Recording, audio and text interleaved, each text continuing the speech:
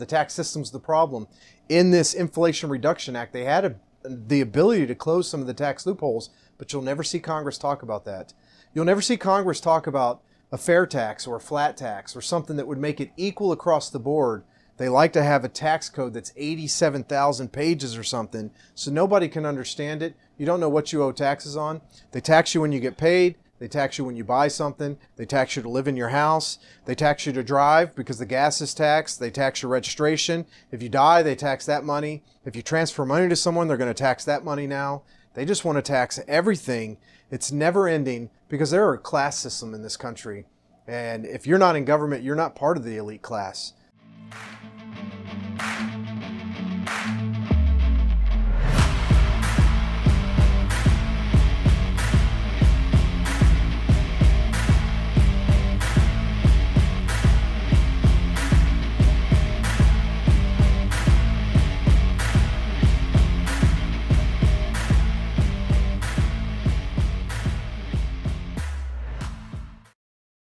Good evening, you tax-paying liberty lovers. Welcome back to the Constitutional Corner. I'm your host, Craig McMichael. I'm here with Mark Hogan. Hey, everybody. Tonight, we're going to talk about the long-awaited episode on inflation.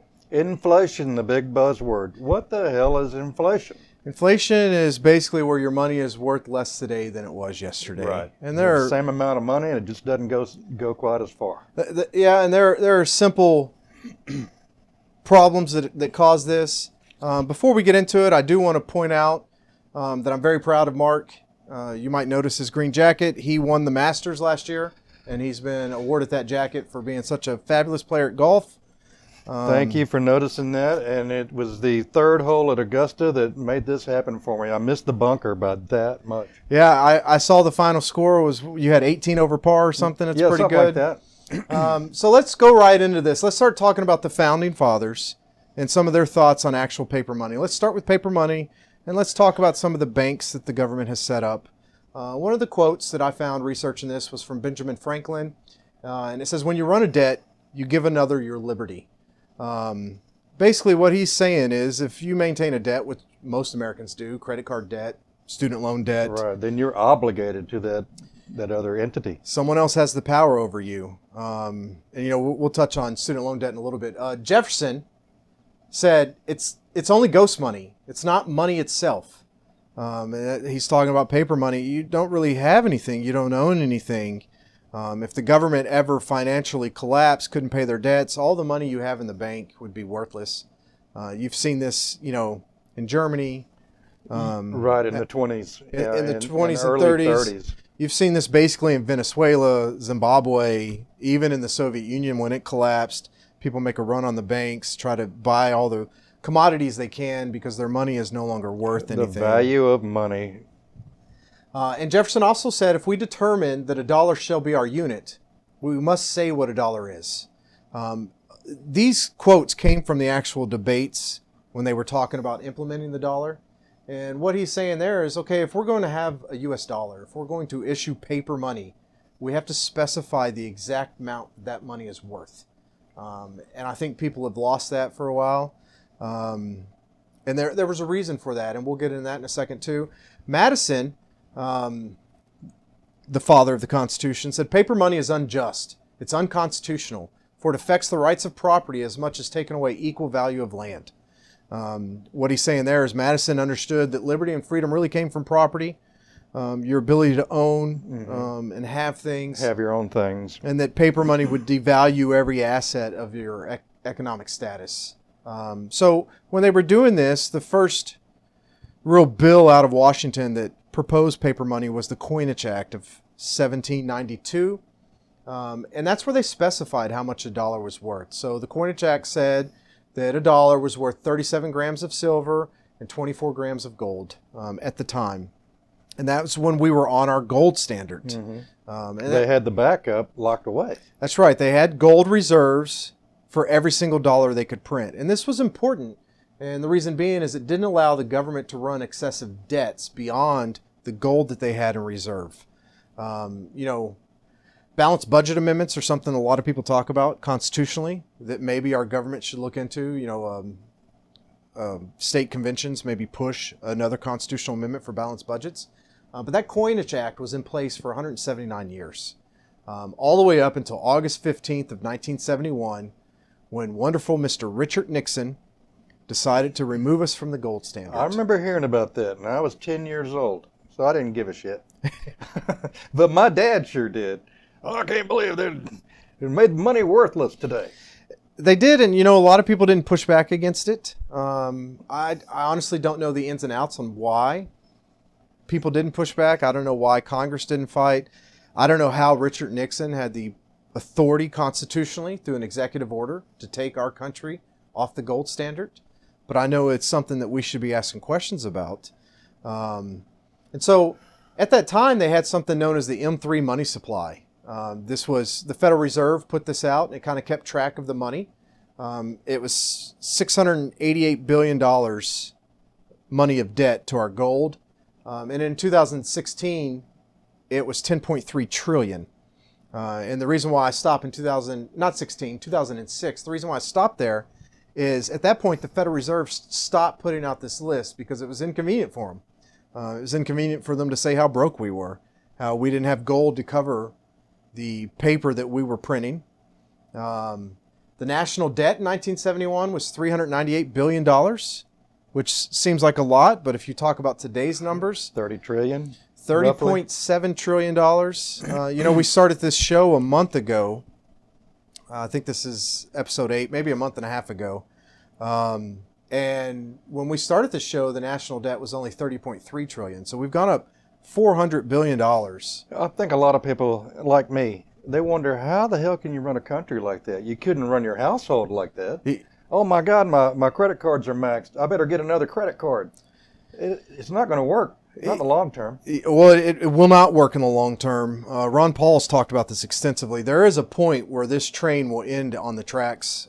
We've been able to survive so long because everybody was using the dollar as their standard around the world. Oil is traded on the dollar. We were the premier superpower since the collapse of the Soviet Union. A lot of countries relied on us. When we went off the gold standard, the dollar was worth the gold was worth $35 per ounce. And today it's worth $1,782. Right. And so you see a massive increase in the value of gold, but a massive reduction in the value of your dollar.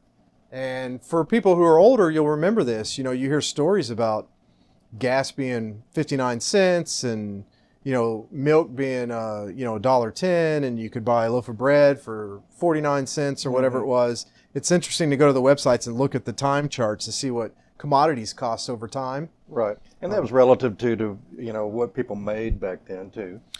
Yeah, that's right. And they made less because there wasn't the massive inflation that we've dealt with now. You didn't need, I think my parents tell stories of, their first car costing like $1,700 or something. Yeah, I love looking at those old ads, brand new car for $19.95. Yeah, even me in 1995 when I got my first vehicle, it was $9,600, a brand new truck that I bought.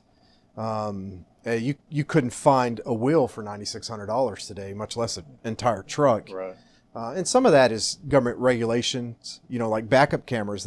Government mandated backup cameras on your car, and while everybody loves them, they basically add $1,600 to the price of your car. Mm-hmm. You don't have an option not to have it. Right. Same with seat belts. So Ralph Nader, his big 1960, I forget, 3 or 4 against Corvair, was it? Seatbelts, yeah. So now we've all got seatbelts. Seatbelts are an interesting one. You talk about government overreach because I can ride a motorcycle without a helmet, but if I get in a car, I got to put a seatbelt on. Mm-hmm. I understand seatbelts for safety, but from a liberty point of view, I should have a choice. If I want to be crazy and risque and fly out my windshield in an accident, that's my choice. So how did we get here? The government, when they started talking about money in 1791, right before the Coinage Act, they passed what was known as the First Bank of the United States of America. Congress passed a law authorizing the First Bank of the United States of America for a 20-year charter. And this bank was basically the U.S.'s bank. They were going to issue $10 million worth of bonds, $8 million to the citizens to buy, and then the government bought $2 million worth of the bonds. And it's fascinating because they even used financial trickery back then. The government borrowed $2 million from the bank to buy the bonds, to own $2 million bonds for the bank with the promise to pay the bond back over a 10-year period. Mm-hmm. You got to remember, you're talking about 1791, so there wasn't an income tax. The government actually had to get money from the states, and the states had to agree to send it. The states could actually say, no, we're not going to send that money to you. So there was a little bit more control that the people had over the federal government. When the 20 years was up, they tried to renew this, and it was hotly debated at the time. That would have been 1811. It did expire, though, didn't it? It did expire. It actually went to the Senate. The Senate voted in a tie, and the vice president at the time, who was George Clinton, voted to not renew the bank's charter, and the first Bank of the United States of America died that day. And then it was 5 years later, in 1816, Congress did it again. They passed another 20-year charter for the second Bank of the United States of America. And these banks, you got to remember, they weren't allowed to set monetary policy. They weren't allowed to hold excessive reserves, and they weren't allowed to act as an lender of last resort. The Federal Reserve can do all these things. These banks were not. The second bank lasted for 20 years, and then people in the government decided, okay, this is a bad idea, and they let it expire. And that would have been 1836. The second Bank of the United States of America went to the wayside, and we lasted that way for almost 80 years, I believe. It wasn't until Christmas Eve, December 23rd, on 1913, that Congress authorized the Federal Reserve that we have today. Eve. Santa Claus came in the middle of the night and gave Congress the power to make mass amount of money. And you got to remember, again, when Congress did this, this is before 1916, when the 16th Amendment was passed, and there still was no income tax. The government was still limited on the money they had. They were looking for a Federal Reserve, and its mandate at the time was to maximize employment, stabilize pricing, and long-term interest rates. And that's kind of what the Federal Reserve was supposed to do. If you really research into it, you'll find that a lot of big bankers got together, paid off some politicians to kind of put this bank. The Federal Reserve was authorized by Congress, but it has really no oversight. It kind of does what it wants. It controls the monetary policy, inflation rates, interest rates, and all these things for the country that affect our lives on a day-to-day basis. It's almost like another branch of government. It is a branch of government, it seems like, but it's not. There's no elected officials. They're all appointed. There's, like I said, no oversight. There are many people that discuss auditing the Federal Reserve, but nobody's been able to do it. I think the last audit of anything financially in the government was Fort Knox in 1983 through 86. I think they did an audit. Yeah. How'd that turn out? You know, I don't know the answer to that. I'm assuming the gold was still there. I know in the 70s, some congressmen really raised beef, and they got to go into Fort Knox and do an investigation. So that kind of gets us to the point where we are today, with some of the monetary policy we have. And again, this is like a crow's eye view over financial systems in the U.S. And the reason why I don't want to delve in too deep is I would literally need months to sit down and talk about economic policy, tariffs, trades, import, export, everything that you need to talk about for financial institutions to work properly. So let's fast forward to today's point and the massive inflation that we're seeing, 40-year highs. I know our current president talked about zero inflation last month, but it was still up 8.2% over last year. Yeah, they hit a flat plateau, and hey, congratulations, zero inflation. Yeah. Anybody that goes shopping right now or spends time in a store will notice that things are definitely more expensive. There's a multitude of reasons for this, but the biggest one is government spending and government printing money. And a lot of people don't know that under the Obama years, they did what's known as quantitative easing. You might have heard that term in the news when Obama was president. Basically, the government was doing what they did with the first Bank of the United States of America. They were buying bonds to get more money to print money, which seems like a Ponzi scheme to me. But for whatever reason, the government was allowed to do it. And our debt, it's not just Obama, George Bush, even under the Trump with all the COVID relief stuff they did. I can't think of a president in recent history that hasn't massively grown our national debt. But it's something we need to pay attention to because It's 129% debt to GDP ratio There's currently. got to be a day of reckoning coming. It's coming, and the sad part is when it happens, what you'll see, and I'll speculate for a second here. I'm not Nostradamus, but what you'll see is no more government payments, Social Security, welfare, food stamps. All this will stop. The government won't have money, and there will be mass chaos. And so we have a choice as citizens, as fellow members of this republic. We can decide to sit by and watch this dumpster fire float down the river, and just whatever happens, happens. Or we can decide together as a people to stand up and make a difference and make a change. We can decide our own destiny and fate, or we can allow this financial calamity to just fall upon us one day when we aren't expecting Right. it. You've got to pay attention. You've got to be involved. If people don't care, they get the same thing over and over again. It just gets worse down the road. Yeah, I mean, you talk about 2012, the $1 trillion infrastructure bill, and then they spent the money on companies like Solyndra. I think they got $500 million, and they went bankrupt. And then I remember somebody interviewing President Obama at the time, and he just laughed. And he said, I guess shovel-ready jobs weren't so shovel-ready. Right. That was $1 trillion that you woke up every morning and went to work for, that you could have used to add on to your house or buy yourself a new car or take a vacation. Or If all they did was pay the debt down a little bit, make some kind of progress. Well, the debt, the interest on the debt is the fourth largest payment coming out of the U.S. government behind Medicaid, Medicare, Social Security, and the military. And that interest is going to keep growing as our debt keeps growing. And sooner or later, it will be the largest expenditure for the U.S. government. Right. Let's talk about the current, what was it? They called it the Inflation Reduction Act. That's a pretty name, isn't it? I love that name. The Inflation Reduction Act, which was just passed, it's a great fanfare. Inflation reduction, $789 billion.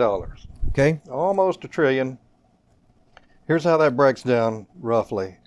For the climate, we have $369 billion as a tax credit for solar and wind and electric vehicles, subsidies for those industries, which is, what is it, a half of that roughly? Yeah, and it's interesting because the electric vehicle ones, that's a $7,500 credit for the electric cars. And I read in the news the other day, Ford and GM, the day before this passed, because obviously they knew it was going to pass, they raised the prices of these vehicles by $8,500. Right. Now, they'll say that they didn't do it because of this bill, but why wouldn't they? They know everybody's not going to pay that $7,500 anyways. They want to make as much money as possible. This is the same scam you saw with the student loans. Exactly. Once the government took over the student loans, they went through the roof. That's right. Schools could raise their prices because they knew the government backed the loans. Mm-hmm. And then they started giving kids loans for, you see stories of kids get student loans, they have an apartment out in town and they do vacations and buy a car. And it's like, this student loan should be for school only, for tuition. Yeah, but that's on the back of the taxpayer. You know, that's what's really messed up about the whole thing. Here's the bigger issue about the student loans, and this is part of what our inflation issue is. So you have a government now talking about forgiving student loan debt. I love when the government uses the word forgive. When Clinton was president, we forgave foreign debts that other countries owed us. I forget the exact monetary value, but it was billions of dollars that we just told other countries, you know what? You don't have to pay us anymore. Mm-hmm. That wasn't the government's money to give away. That was your money. These student loan debts, I see people all the time talk about, oh, I have a school loan and I'm just waiting to see if the government forgives my loan. Forgiving the loan doesn't mean the money goes away. Somebody pays it, and it's going to be you, the taxpayer. The people that get up and go to work, they're going to take away from you and your family and your children so somebody could go to school. And here's the frustrating thing about it, is when you graduate high school, everybody had a choice. You could go to college, or you could go in the job field or the military or something. People that chose to go into the job field and got a job and they've worked their way up into a company and are making good money now, why should they be taxed and paid for people that went to student loan or college to get student loans? And I see some of these people, you know, they get a degree. I saw a lady online arguing she had a degree in African studies. I'm sure that was an interesting degree. I don't know how that applies to the job field unless you're in the education department. You see people with degrees in Shakespearean writing. And I'm like, okay, that's great, but how many people do we need that can teach you about Shakespearean writing? Right. Why should these student loans be forgiven and forced onto you, the taxpayer, because people made bad choices in their life? And that's a common practice in our government. They're buying favors and votes. Well, you know, that could if you want to get absurd with it, why not housing? Why not cars? People need that. You know, they get into a loan, they can't afford to pay it back, they can't go to work. Boo-hoo, right? You know, I can see that kind of coming. Everybody that takes a vacation to Europe should put it on a credit card, and the government should forgive that credit card debt. It's not fair that not everybody gets to go to Europe, because that is part of the world, and we love the world, and we should all be able to see it. That's right. You should work and pay taxes so my family can go to Europe. That sounds like a valuable We're plan. We're going to start a new program here. Give me mine. Let's finish with this quote. So the inflation, 789 Inflation Reduction Act, 789 billion. 369 goes to all the green energy, yeah. Subsidy. We have another 78 billion for the IRS. Okay. And that's been argued about the past week or so. 87,000 agents. No, it's not. And according to Time magazine of August 9th, I've got a quote here straight from Time. It's a lady that is rebutting that whole 87,000 auditors coming your way. Okay. This is word for word. There's a big wave of attrition that's coming, and a lot of these resources are just about filling these positions, says Natasha Sarin, an economist who has studied tax avoidance extensively and who was tapped by the Biden administration to beef up the IRS's auditing power. So the end of the quote says what's really going on. That's right. Now, I don't doubt that they probably have a lot of retirements coming, but you're talking about 78 billion and doubling the size of the IRS workforce. They want to be able to audit people more thoroughly, to collect money from people that aren't paying their fair share. I love that statement, pay your fair share. When in reality, the people that aren't paying their fair share are the ultra rich because of all the tax loopholes. It's not because of the tax system. The tax system's the problem. In this Inflation Reduction Act, they had the ability to close some of the tax loopholes, but you'll never see Congress talk about that. You'll never see Congress talk about a fair tax or a flat tax or something that would make it equal across the board.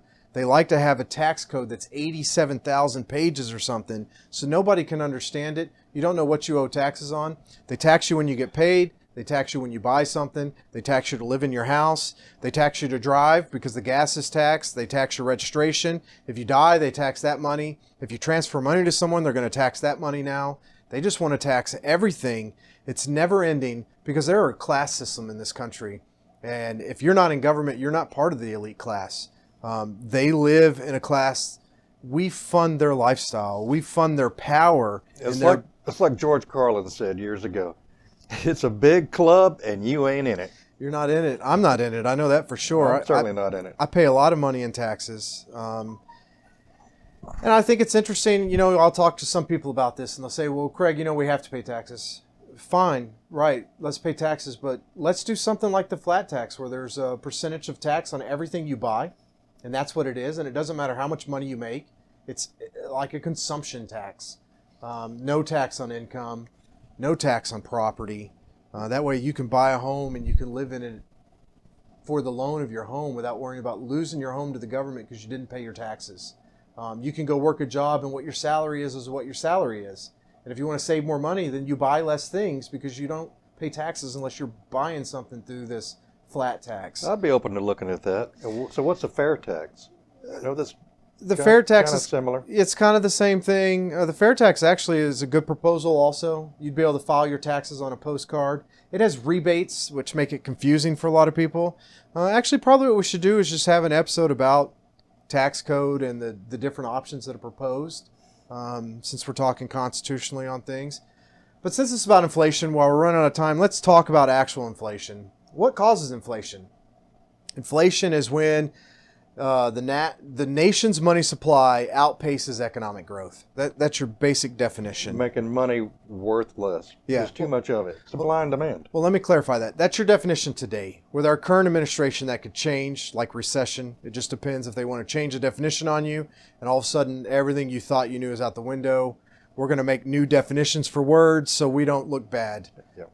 And the problem is a lot of Americans just fall for that because we've gotten to this faction politic where I'm a liberal, I'm a conservative, I'm a Republican, I'm a Democrat. I don't care how bad my party is or what they do wrong, as long as my party wins.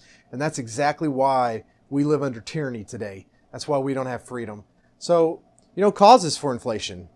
Printing money, which the government loves to do. They print lots of money. We've just had the last few years of a lot of stimulus money being thrown into the economy. COVID stimulus, everybody cheered. Yay, I got free money for being at home from COVID. They started paying unemployment to everybody who couldn't work, which was fascinating because they couldn't work because they told them they couldn't work. So they shut your business down, and then they paid you money to sit at home. And you actually have politicians in this country today that are talking about universal income. Where does that come from? Who pays that? Why should I go to work and make money and try to live my life for you to sit at home and live off the fruits of my labor? This has been tried time and time again, this socialist idea of equity. Equity doesn't exist. There's no such thing as equity. Nowhere in the universe will you find equity among anything. People don't talk about this, but the Mayflower, when they came over here, they had a socialist type system for a while where it was going to be communal farming and the whole socialist idea. And they almost starved to death. Right. They almost starved to death until they got a new mayor that said, you know what, here's your land, you work your land, you eat what you grow. It's just human nature, right? Yeah. They have something called legally devaluing the dollar. That causes inflation. And some would argue, and again, I'm not an economist, so I'm not the best person at this, but some would argue that the Federal Reserve legally devalues our dollar sometimes, causing inflation. Here's an example. The largest holder of U.S. debt currently is the United States citizen. Most people don't know that. They think it's China. But the U.S. taxpayer is the largest holder of the debt through quantitative easing because we were buying bonds to print more money, to buy more bonds, to print more money. The government has to pay that money back, but if they devalue the dollar, the money they have to pay back is not as much as the money they borrowed. So this is where inflation really screws over the working class man, because the people at the top earners, the corporations, they get money when it's first printed and it's worth this most. By the time it trickles down to you, the valuation of the dollar is lost and you've lost some of the value of your money. Another thing is they can loan purchasing of government bonds for banks. And that's kind of what we've discussed from quantitative easing. So they'll purchase these bonds from banks. They'll do some loans. And this is another source of inflation. So for those of y'all that hear it in the news, oh, there's inflation. You know prices are getting higher, but you don't understand why. This is why. And all you see the politicians doing is blaming each other. That's right. Nobody's getting down to the problem and trying to fix it. They're just pointing at the other side. So this is hard to say, and a lot of you won't hear this, or you won't want to hear this, but the truth is there's really one party in Washington, D.C. It's not the American party, it's the government party.